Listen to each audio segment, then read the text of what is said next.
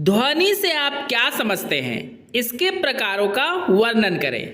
Semester 1 MIL Hindi का ये बहुत ही ज़्यादा इम्पोर्टेंट सवाल है, जिसे मैं आपको एक ऐसे नोट्स के साथ समझाऊंगा जिसे हूबहू आप अपने एग्जाम में लिख सकते हैं। अगर मेरा ये नोट्स आपके लिए हेल्पफुल हुआ तो मेरे चैनल को सब्सक्राइब करें, वीडियो को अधिक से अधिक लाइक एंड शेयर करें। चलिए दोस्तों, आंसर को डिस्कस करते हैं। ध्वनि एक ऐसी ऊर्जा होती है जो किसी न किसी वस्तु के कंपन से ही उत्पन्न होती है। मतलब दोस्तों, ध्वनि का मतलब होता है आवाज़, और आवाज़ हमेशा कंपन से ही उत्पन्न होती है। बिना कंपन के ध्वनि हो ही नहीं सकती है। बिना कंपन के ध्वनि उत्पन्न हो ही नहीं सकती है। मनुष्य हो या पशु या पक्षी, सभी के पास अपनी अपनी ध्वनि होती है। मतलब हर एक जीव जंतु के पास दोस्तों अपनी अपनी एक खास ध्वनि होती है, और ये ध्वनि तभी उत्पन्न होता है जब कुछ ना कुछ कंपन होता है। ध्वनि केवल सजीव में ही नहीं बल्कि निर्जीव वस्तुओं में भी होती है। जैसे पानी की ध्वनि आपने जरूर सुना होगा दोस्तों, जब पानी काफ़ी वेग से चलता है तो आवाज़ आती है। हवा की ध्वनि भी आपने सुना होगा जब आंधी आती है। वाहन की ध्वनि इत्यादि। वाहन की ध्वनि मतलब दोस्तों जो आपके पास गाड़ियाँ होती है उसकी ध्वनि। सीधा सा मतलब है दोस्तों, सजीव हो या निर्जीव, सबकी अपनी अपनी एक खास ध्वनि होती है। और ध्वनि उत्पन्न तभी होती है जब वह किसी चीज़ से टकराए, तभी ध्वनि उत्पन्न होती है, क्योंकि टकराने से ही कंपन उत्पन्न होता है, और कंपन के बाद ही ध्वनि का जन्म होता है। दोस्तों, मनुष्य के द्वारा बोला गया कोई भी बात जो व्याकरण के अनुसार होती है उसे ध्वनि कहा जाता है, क्योंकि मनुष्य शुद्ध ध्वनि निकाल सकता है। क्योंकि दोस्तों इस दुनिया में जितने भी जीवित प्राणी हैं, यानी जिसमें जान होती है, उसमें केवल मनुष्य ही एक ऐसा प्राणी होता है जो अपने समझदारी के अनुसार, क्योंकि मनुष्य सबसे समझदार होता है, सही और शुद्ध ध्वनि निकाल सकता है। दूसरा और कोई भी नहीं दोस्तों। और इसीलिए मनुष्य के ध्वनि को ध्वनि तब कहेंगे जब वो व्याकरण के अनुसार शुद्ध ध्वनि निकालता है। जानवर नहीं, क्योंकि दोस्तों जानवर कोई भी ध्वनि निकाल सकता है, उस पर कोई भी बाउंडेशन नहीं है। मनुष्य के द्वारा कई प्रकार की ध्वनियाँ निकाली जाती है।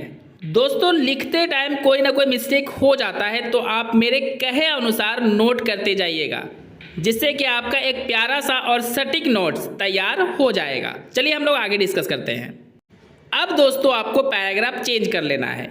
मनुष्य इस धरती पर एक ऐसा प्राणी है जो सार्थक और निरर्थक दोनों प्रकार की ध्वनि निकालता है।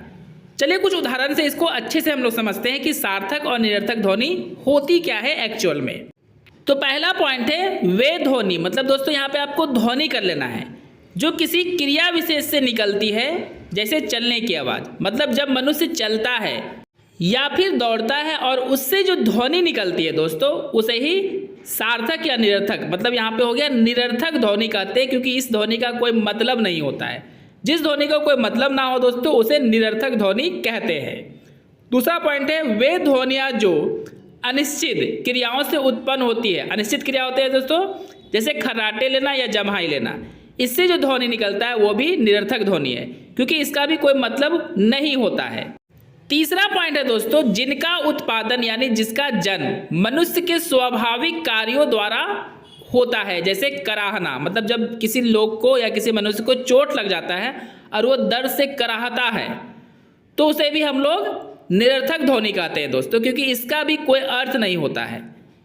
चौथे को देखते हैं हम लोग वे ध्वनियाँ जिन्हें मनुष्य अपनी इच्छा से अपने मुंह से उच्चरित यानी उच्चारण करता है, बोलता है। तो दोस्तों जब हम लोग अपने इच्छा के अनुसार किसी ध्वनि को उत्पन्न करते हैं यानी कोई बात बोलते हैं तो वो सार्थक ध्वनि है, क्योंकि उसका बहुत ज़्यादा मतलब होता है। इन सभी चारों प्रकार की ध्वनियों को वाणी या आवाज़ कहते हैं, जिसमें पहली, दूसरी और तीसरी ध्वनियाँ निरर्थक है, क्योंकि उसका कोई भी अर्थ नहीं निकलता है, तथा केवल चौथी ध्वनि ही सार्थक है। सार्थक इसलिए है चौथी ध्वनि दोस्तों, क्योंकि जो मैं अभी आपको बोल रहा हूँ तो आप मुझे समझ रहे हैं, तो जो बात बोली जाती है और जिसे समझी जाती है वही सार्थक ध्वनि होती है, बाकी सब निरर्थक होती है, जिसका कोई मतलब ही नहीं निकलता। आई होप दोस्तों आपको अच्छे से पता चल गया होगा कि कौन सी ध्वनि सार्थक होती है और कौन सी निरर्थक। चलिए आगे डिस्कस करते हैं। ध्वनि की उत्पत्ति मौखिक रूप से ही हुई है। मतलब दोस्तों ध्वनि की जो उत्पत्ति हुई है, जन्म हुई है, वह मुंह से ही हुई है, मतलब हमारे मुंह से हुई है, चाहे वो इंसान हो या जानवर हो। परंतु लिखित रूप में लिखे गए शब्दों को भी ध्वनि ही कहा जाता है। मतलब जो हम लोग बोलते हैं, जैसे आप मेरे बातों को सुनकर लिखते होंगे या देख कर लिखते होंगे, तो दोस्तों जो भी शब्द हम लोग लिखते हैं वह भी ध्वनि ही होती है। क्योंकि कुछ ऐसे शब्द होते हैं जो काफ़ी महत्वपूर्ण होते हैं, इसलिए वैसे शब्दों को लिखित रूप में सुरक्षित रखा जाता है। मतलब सीधा सा है दोस्तों, कुछ ऐसे शब्द होते हैं जो हमारे भविष्य के लिए यानी आने वाले कल के लिए काफ़ी ज़्यादा महत्वपूर्ण होते हैं, इसलिए वे सारे ध्वनियों को लिख लिया जाता है ताकि उसका उपयोग आने वाले समय में यानी भविष्य में सही से किया जा सके। हिंदी ध्वनि को अन्य सभी प्रकार की ध्वनियों से अलग और शुद्ध माना जाता है। मतलब दोस्तों जितनी भी भाषाएं हैं और उन सभी भाषाओं की जो ध्वनियां हैं, उन सबसे शुद्ध ध्वनि हिंदी की ध्वनि मानी जाती है। हिंदी को शुद्ध ध्वनि इसलिए माना जाता है क्योंकि हिंदी के शब्द जो लिखे जाते हैं ठीक वही पढ़े जाते हैं। मतलब दोस्तों जो हम लोग हिंदी में लिखते हैं हूबहू वही पढ़ते हैं, लेकिन दूसरे भाषाओं के साथ ऐसा कुछ भी नहीं है। जैसे कि दोस्तों हम लोग इंग्लिश में KNOW लिखते हैं, उसे कनो नहीं पढ़ के नो पढ़ते हैं, लेकिन हिंदी में ऐसा कुछ भी नहीं है। जो हम लोग लिखते हैं वही हूबहू पढ़ते हैं। परंतु बात अगर अंग्रेजी शब्द की हो तो इसके शब्द में जो लिखा जाता है, मतलब अंग्रेजी शब्द में जो लिखा जाता है जरूरी नहीं कि वही पढ़ा जाए। जैसे BUT शब्द को बट पढ़ते हैं तो PUT शब्द को पट के स्थान पर पुट पढ़ते हैं। तो दोस्तों दोनों में हूबहू सिमिलरिटी है, मतलब एक जैसे लिखे गए, लेकिन उच्चारण इनका अलग अलग हुआ, यानी ध्वनि इनका अलग अलग हो गया। लेकिन हमारे हिंदी में ऐसा कुछ भी नहीं है। हिंदी शब्द की लिपि देवनागरी लिपि होती है, जैसा कि आप ये पहले से जानते भी होंगे। अब दोस्तों हम लोग डिस्कस करेंगे ध्वनि के प्रकार को। सार्थक दृष्टिकोण से ध्वनि के मुख्य रूप से दो प्रकार होते हैं। मतलब सार्थक दृष्टिकोण से ध्वनि दो प्रकार की होती है। पहली है दोस्तों स्वर ध्वनि। वे ध्वनियाँ जिसके उच्चारण में किसी दूसरी ध्वनि की सहायता नहीं ली जाती है स्वर ध्वनि कहलाती है। इसमें दोस्तों ओ आ में जितने भी वर्ड आते हैं सभी स्वर ध्वनि होते हैं, जिसे हम लोग अंग्रेजी में वावेल साउंड कहते हैं। स्वर ध्वनि के उदाहरण है, मतलब ओ आ हर्षई दुर्गई में जितने भी वर्ड होते हैं वे सभी स्वर ध्वनि के उदाहरण होते हैं, क्योंकि वही स्वर ध्वनि होते हैं। हिंदी वर्णमाला में स्वरों की संख्या 11 होती है। स्वरों की विशेषता यह है कि इनका उच्चारण या उपयोग यानी प्रयोग बिना किसी व्यंजन की सहायता से किया जाता है। मतलब स्वरों की उच्चारण में किसी व्यंजन यानी कॉन्सोनेंट की सहायता नहीं ली जाती है, इसके सहायता के बिना भी इसका उपयोग किया जा सकता है। हिंदी में अगर कोई शब्द बनानी हो तो बिना स्वर की मदद से शब्द का निर्माण नहीं हो सकता है। अब दोस्तों कोई भी नाम लिखिए या कुछ भी लिखिए, लिखने में स्वरों की मदद लेनी ही पड़ती है, बिना इसके मदद के कोई भी वर्ड बन ही नहीं सकता है। और दूसरा, जैसा कि आपको पता होगा दोस्तों, व्यंजन ध्वनि जिसे हम लोग कॉन्सोनेंट साउंड बोलते हैं।